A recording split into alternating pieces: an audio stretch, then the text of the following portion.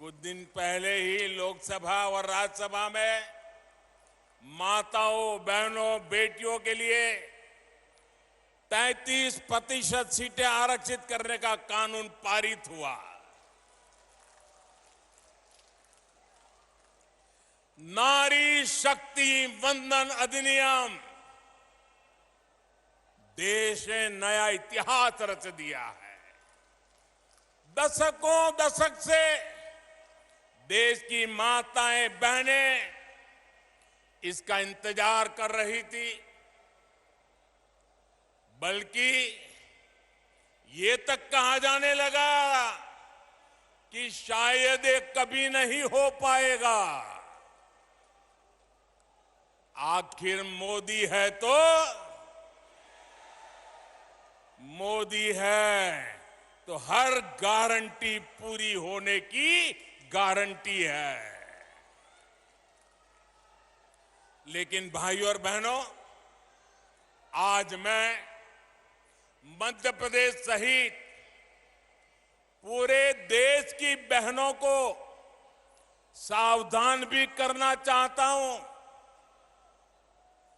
कांग्रेस और उसके नए घमंडिया गठबंधन ने मजबूरी में इस बिल का समर्थन बहुत खट्टे मन से किया है, बहुत बेमन से किया है।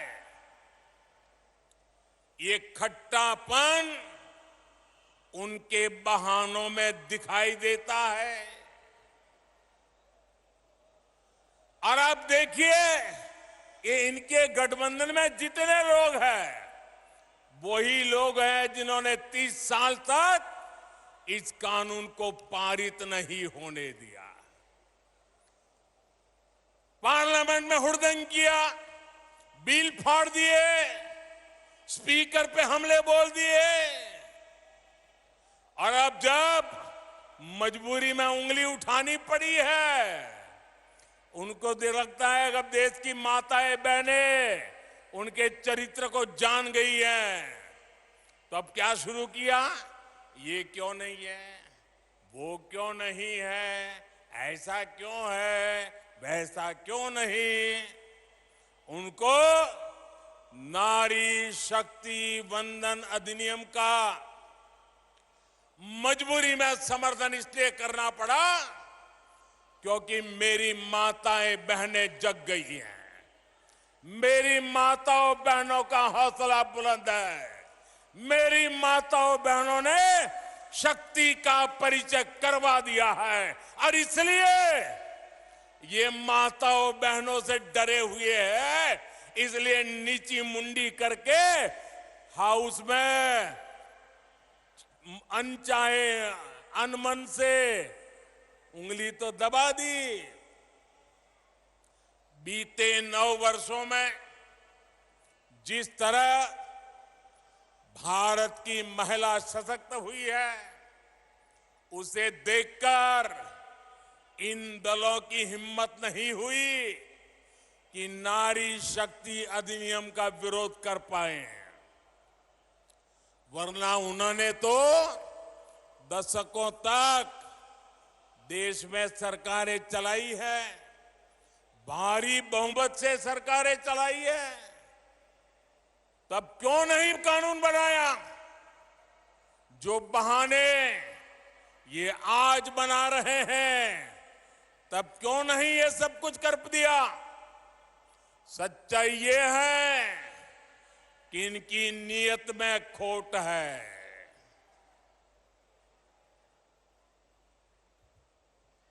इसलिए मौका मिलते ही, मेरी माताएं, बहनें, मेरे शब्द याद रखना, मौका मिलते ही एक घमंडिया गठबंधन के लोग माताओं, बहनों को धोखा देने का तय करके बैठे हैं, तैयार बैठे हैं।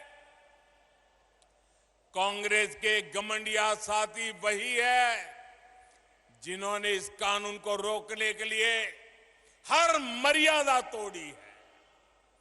इनकी वो सोच आज भी नहीं बदली है। आपको मैं एक और बात कहना चाहता हूं। ये लोग बहुत बौखलाए हुए हैं। ये अब एक नया खेल खेलेंगे, पक्का मानिए। और नया क्या खेल खेलेंगे? ये नारी शक्ति को बांटने की पूरी कोशिश करेंगे। नारी शक्ति एक न हो, इसलिए भांति भांति की अफवाहें फैलाएंगे। इसलिए देश की हर माता, बहन, बेटी को सावधान रहना होगा, सतर्क रहना होगा और एकजुट रहना ही होगा। माताएं, बहनें, एकजुट रहोगे ना? एकजुट रहोगे ना? आप याद रखिए, ये वही लोग हैं जिन्होंने देश की पहली आदिवासी महिला राष्ट्रपति द्रौपदी मुर्मू जी को राष्ट्रपति बनने से रोकने का भरसक प्रयास किया। ये लोग बार बार उनको अपमानित करने का प्रयास करते हैं। ये वही लोग हैं जिन्होंने देश की सेनाओं के अग्रिम मोर्चों में बेटियों की एंट्री को रोक कर रखा था। अगर इनकी नीयत ठीक होती तो वो क्या मोदी को करोड़ों बहनों के नाम पक्के घर करने देते और मुझे काम करना पड़ता? उनकी नीयत ठीक नहीं थी। आज वो काम मुझे करना पड़ रहा है। आजादी के इतने सालों के बाद करना पड़ रहा है। इनको नहीं दिखता था कि सब कुछ पुरुष के नाम पर है, महिलाओं के नाम पर कुछ नहीं। अगर इनकी नीयत महिला हित की होती तो क्या मोदी को आकर के करोड़ों टॉयलेट बनाने पड़ते? क्या टॉयलेट नहीं बना सकते थे लोग? वो काम भी मुझे करना पड़ा। उनकी नीयत में खोट थी। अंधेरे का इंतजार करती माताओं बहनों को देखकर इनकी आंखों में क्यों पानी नहीं आता था? इनकी नीयत ठीक होती तो बहनों को धुएं में जीने को मजबूर होना न पड़ता। करोड़ों बहनों तक गैस सिलेंडर पहुंचाने की मेहनत मोदी को क्यों करनी पड़ी? ये महिलाओं के हितैषी होते तो महिलाओं को पानी की बूंद बूंद के लिए दशकों तक तरसा कर ना रखते। साथियों, ये महिलाओं के हित में काम करते तो मोदी को आकर आयुष्मान योजना के तहत मुफ्त इलाज की व्यवस्था ना करनी पड़ती। ये अगर महिला हितैषी होते तो हमें बेटियों को बचाने और उन्हें पढ़ाने के लिए आवाज ना उठानी पड़ती। इन्होंने तो महिलाओं को बैंकों से भी दूर रखा। देश की करोड़ों बहनों के जन धन खाते आपके इस सेवक को खुलवाने पड़े।